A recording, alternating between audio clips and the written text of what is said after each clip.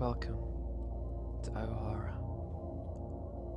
It's time to explore the depths of your mind, your sanity, and your fear. I hope you're sitting comfortably. Enjoy.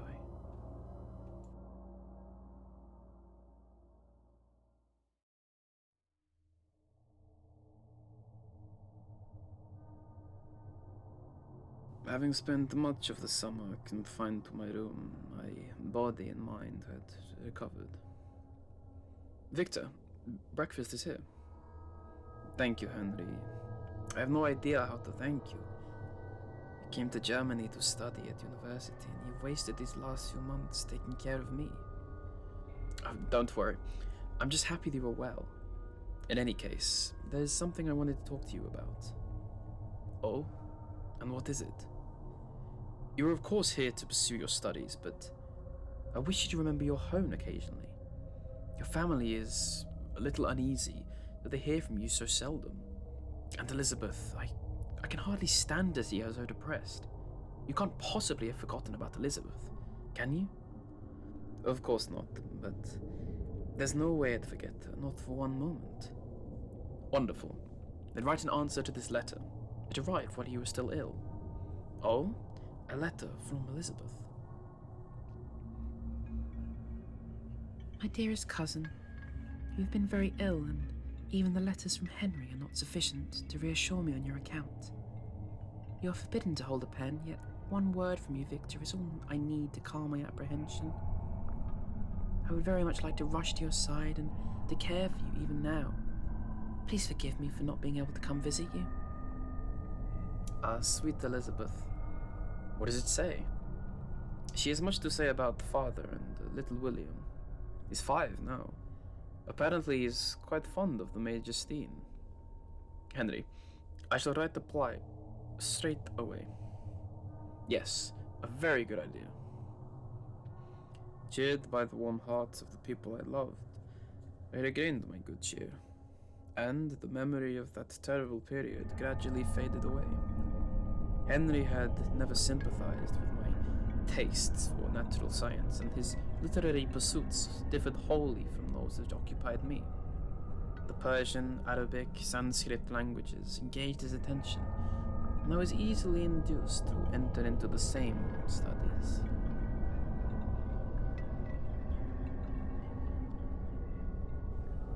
Back in Switzerland, William, his father, and Elizabeth were playing gleefully in a park near the house. No concerns or worries, save from the thought of Victor in the back of Elizabeth's mind. Haha. Say, Elizabeth, what's that? Oh, this? Well, you see, this is a pendant engraved with the image of your late mother. She removed her necklace and presented it to William. The pendant was metallic silver, and the engraving was of the highest quality, capturing the likeness of their mother in her youth perfectly. Wow, let me see. All right, but just don't lose it. It's very precious. William snatched it out of her hands. It's mine now. Oh, come on, William.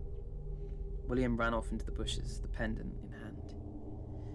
William, don't go too far now. William, you stop right there. He ran out of sight into the tree line. Elizabeth cried his name, but he remained hidden just to the side of the path behind a small tree. He opened his palm and gazed down at the pendant, admiring his mother, who he had only known for a short while. He looked up, assuming Elizabeth had found him, but this was not Elizabeth. A tall figure in a dark cloak emerged from the shrubbery. His entire body was covered in the cloak, but his frame was large and bulky, towering over William as he approached. William's eyes raised toward the head of the man. His face was grotesque, mangled, crudely botched together, it seemed. He stared, making not a single sound, and William stared back.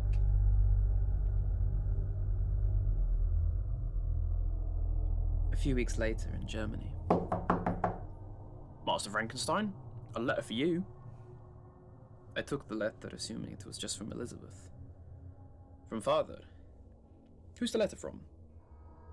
What's the matter, Victor?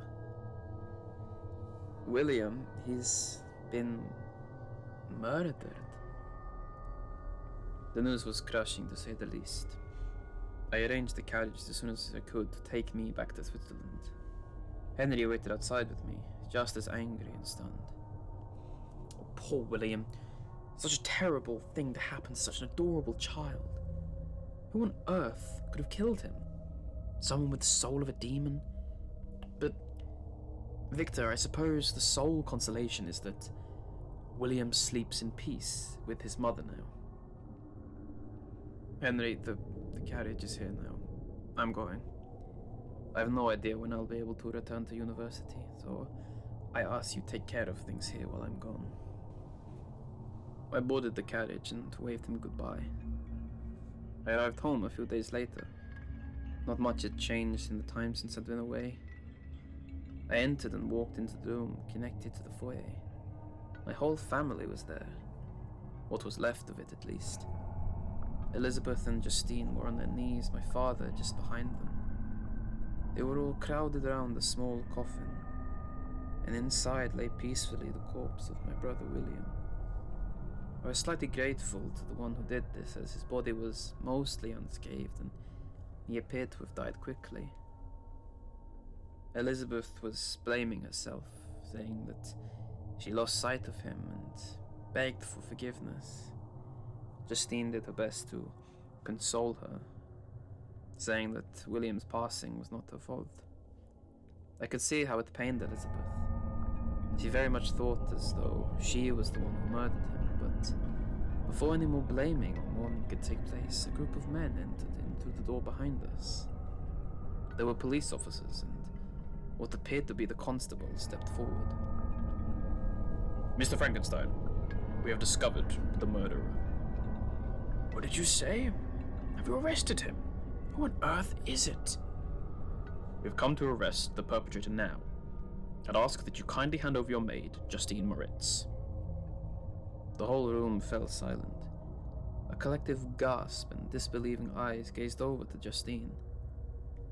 You say Justine is the murderer? I'd have you be serious, I suppose. You have some proof? Yes. This. The pendant your son wore at the time of the incident. We had a report from another servant that it came from the pocket of the very Justine Moritz who stands there. He held up a pendant, and I recognized it as my mother's, all right. But I could not believe that Justine could have killed William. I assumed there had to have been some kind of mistake, as a kind soul like Justine had never even said a bad word, let alone inflicted harm upon another. Plus, she wasn't the largest individual, so were she even to attempt such an act, there would have been quite a struggle, and judging by William's corpse, he didn't put up much of a fight. The officers discussed some more with father, but all they said was that he would have to testify in court in favor of Justine. She was dragged out of the room, begging for us to believe her. We certainly did, but belief would not be enough in a court of law. That night I went to investigate myself, the familiar mountains of my homeland. Seeing them at this time filled my heart with sadness. We were about to pass the park where William was murdered. I asked the driver to stop for a moment, and the carriage rolled to a stop. The horses seemed rather restless as noises came from above, deep into the mountains, but I was only going for a moment, so I left without worry. I walked out into the darkness, a small lantern giving me a minuscule light to guide myself. It felt familiar. I had been to this park countless times as a boy, but under darkness, along with the knowledge that a murder had occurred very recently nearby, unsettled me and added caution to my steps. I could make out the paths and trees I climbed and broken off twigs in the past. But there was nothing to indicate that the mass murderer was around, nor any tracks or markings of where William might have tried to escape. I didn't know what to do. Sure, a part of my mind hoped that I genuinely might catch the killer, but I soon realized that this was a futile ambition. I collapsed to my knees and cried, feeling responsible for the passing of my beloved William. The rumbling continued, and I remained on the ground for quite a while. I sensed, however, that I was being watched. It is a strange feeling that almost never turns out to be true, but in this instance, the strange intuition was correct. Noises got louder from behind, closer. I called out, "Who's there?" but no reply came. Finally, a flash of lightning came down, and the light illuminated the air, revealing the figure standing in the tree line. It was him. The creature, my creation, stood there staring intently at me. My eyes met his, and he dashed away at great speed. I pursued him through the trees until we came upon a large rocky wall. He did not hesitate and immediately began climbing, scaling the 100 meters or so in less than 30 seconds. I could see his arms from under the cloak. They seemed in fair condition despite him being a literal walking corpse. But the strength was apparent. He was able to pull his enormous weight up the wall with no visible struggle. I thought briefly, then connected the dots in my mind. It had to have been the creature, the murderer, taking revenge on me perhaps for creating him in his state. I returned to the house and slept rather restlessly. When I awoke, I remember what I'd seen. I went to see Elizabeth and father to tell them. They were still in disbelief. My father was much more on the side of believing the detective and assumed incorrectly that Justine was in fact the culprit. I pleaded with him, telling him that Justine was innocent, but he questioned whether or not I had proof. I did have a kind of proof, but I hesitated to explain. I knew who had killed my brother. It was the monster, no doubt, I was certain.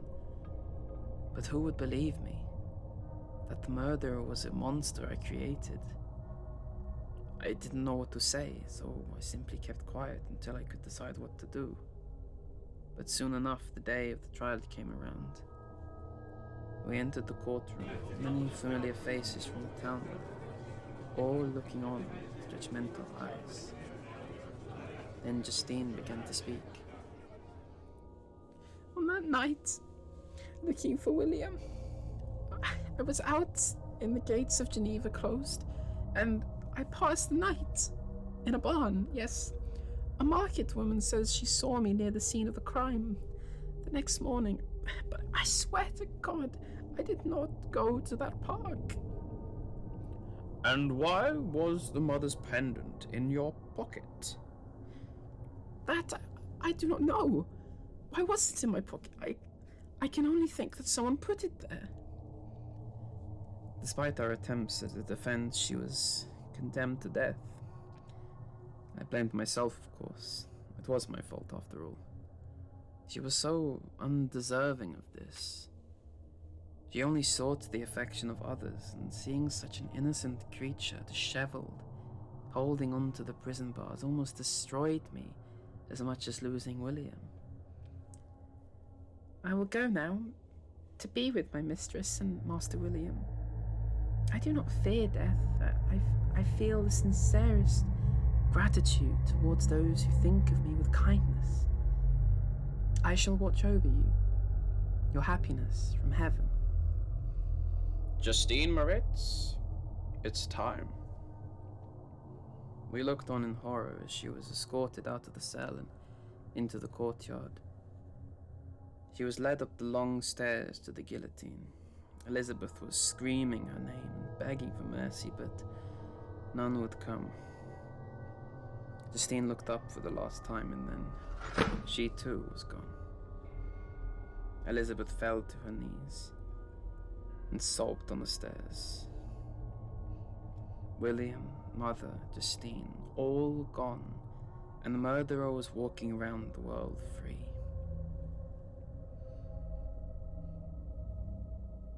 I took the afternoon to myself, walking in the mountains, pondering all that had happened and the part I'd played in it. I walked for miles up hills and along crevices, all the while the wind howling, almost laughing, mocking me. It sounded too unnatural. Turns out it wasn't just the wind. You monster! I entreat you, hear my tale. You speak? Frankenstein, you created me. Now take responsibility as my maker. Responsibility? How brazen! My responsibility is to destroy you. I attempted to fight the creature, his cloak rising and blowing with the wind, revealing the beaten body that lay beneath. I was surprised that it was still intact after all this time, but it was far more a prototype than perfection. It's no use. Listen to me, and then you can, and if you will, destroy the work of your hands. There is a hut upon the mountain ahead. You will hear my tale there. I followed the creature up the mountain.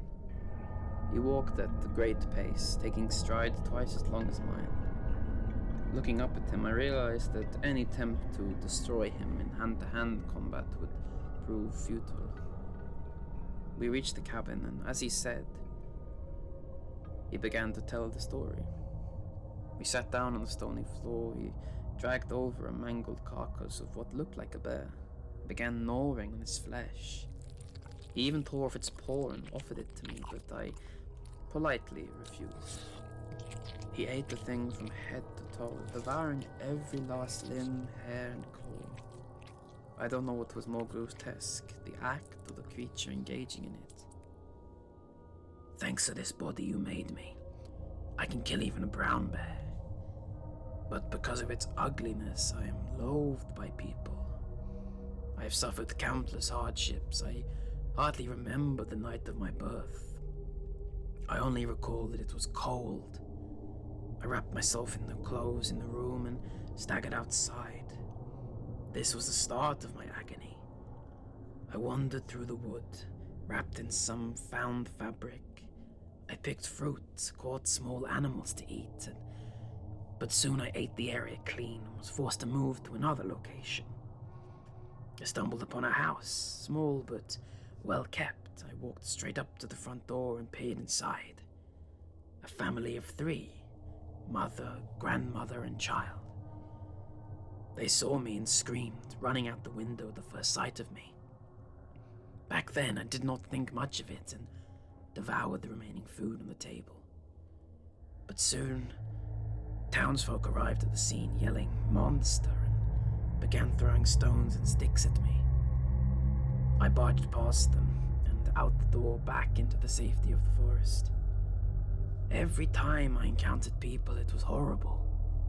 I didn't understand why at first, but eventually I came to realize what they feared: my form. My own reflection in the lake gave me this clarity. Finally, I understood. I was chased day after day by people. I fled into a grassy field, with a lone house on the corner of it. I snuck into the shed attached to the back of the house to remain hidden. It was a dark, empty room, with not much inside other than a table and some pieces of wood. But there was a crack in the wall, large enough to allow some light to seep through and give me a passage with which to view the next room. I peered inside. Another 3. This time, a man seated on the floor, fiddling with some wooden contraption, an older man in a chair, plucking at a guitar, and finally, a woman, staring longingly out the window, tears trickling down her cheeks. Then the 3 came together and held one another. At the time, I did not know what any of this meant, nor the reasons. I merely watched through the crack, learning. I decided to live in that shed for a while. No one ever came there, and more than that, I had taken an interest in the people on the other side of the wall. They were filled with sorrow, yet still gentle. They eased my heart. Soon enough, I learned of the existence of a thing called language. I found out that the old man, boy, and girl were called DeLacy, Felix, and Agatha, and that the boy and the girl were siblings, and the old man, the father, was blind. Their situation was quite unfortunate. I watched them encourage each other too, and I wished to encourage them. During the night, I collected firewood they needed and set it in the garden. Then, when it snowed, I cleared the path before they woke. They thought it was the work of fairies. Then one day, a change came about. A woman entered the home, and the three rose with excitement. Her name was Safi, and Felix and her were in love. They'd been separated due to some circumstances, but once she returned, their faces filled with cheer. Safi was from another country, so she didn't speak the language. Once Felix was done with his work in the fields, every evening he would teach her the language, letters and history, and all the things she would need to live here. I took those lessons through the war and mastered them far faster than the foreign woman. And then I hit upon a certain question. What exactly am I? Am I unlike the humans? God made human beings. Then who made me? I suddenly remembered that there had been something in the pocket of the clothing I took from that room the first night. It was your journal. Of the 4 months that preceded my creation. In it, my maker wrote about himself, his family, his friends, and the process by which he made me, recording it in great detail. I said your name over and over, Victor Frankenstein, my maker. I questioned why you made me so ugly, so alone. Yes, I was alone. I wanted a family. I dared to fancy amiable and lovable creatures sympathizing with my feelings. I loved them, but they did not know of my existence. To come before them, I needed some kind of strategy. I decided to enter the dwelling when the blind old man should be alone. I went inside, and the old man, though blind, was very aware of my presence. Hello. And who are you? I'm a traveler. I am in want of a little rest. Come in then. My children are away from home. It is difficult for me to procure food for you. Oh no, I'm content to be allowed to rest here. Oh. So then, traveler, where are you headed from here? I'm going to visit certain people. They are kind and full of love, and a wonderful family, but where they ought to see a feeling and kind friend, they behold only a detestable monster. I've been persecuted by many due to my countenance. Oh no, an unfortunate man. In the past, we were once blamed for a crime of which we were innocent. I understand only too well how you feel. Traveler, is there perhaps anything we can do? Could you tell me the name of this family? Yes, I would love to tell you. The family I love. It is you, your family. I had not been hasty enough, and the door behind me opened with the other three returning. They screamed at the sight of me, and Felix rushed between me and his father, pushing me aside and hitting me with a cane. He called me a monster, striking me and telling me to get away. I had no choice but to run. I ran out into the forest and wept. This was my turning point. I had fled for too long, been persecuted by too many. I would have my revenge on humanity. I cursed you, my creator. I checked the journal and it mentioned Geneva as the name of your hometown. You had endowed me with perceptions and passions, then cast me out. All I am is a creation to you, an object of horror.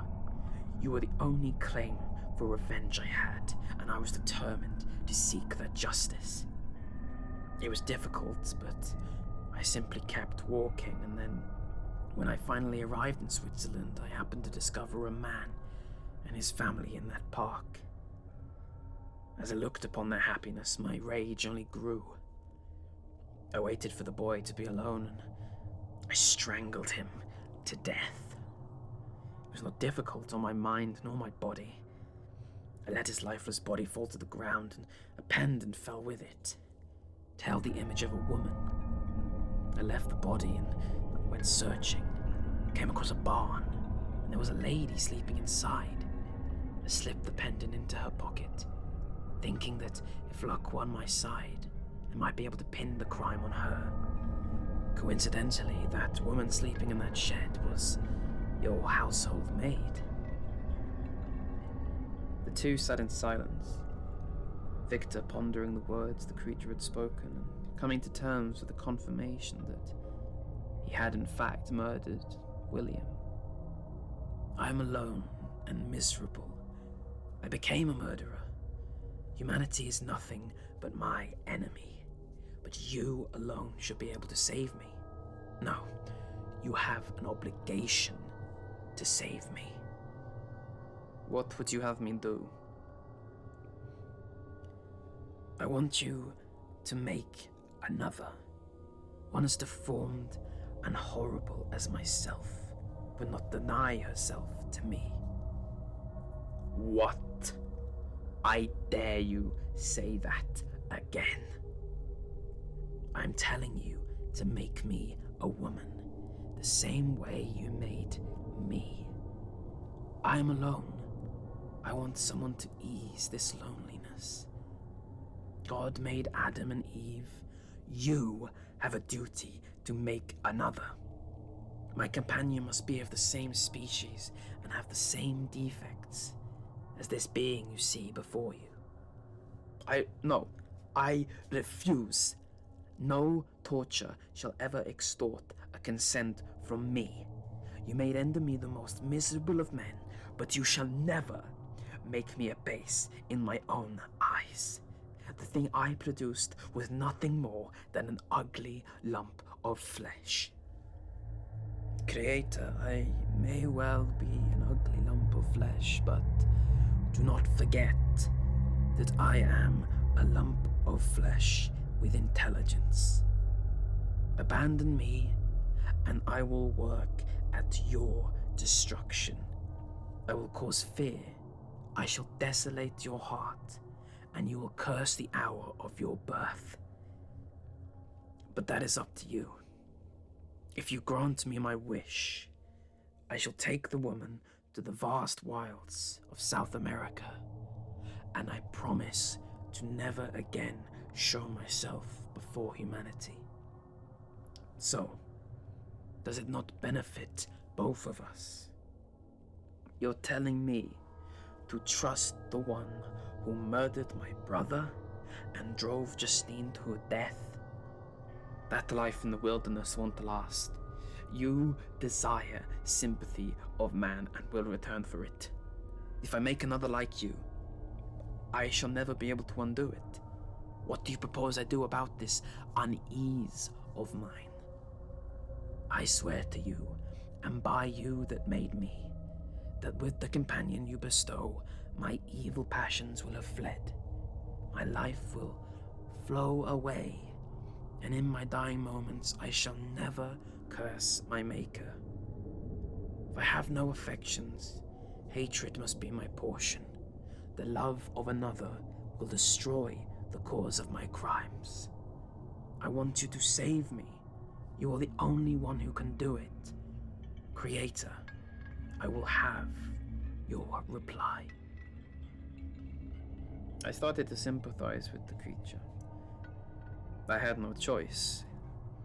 I consented to the demand, but reasserted that he must leave Europe and every place known to man.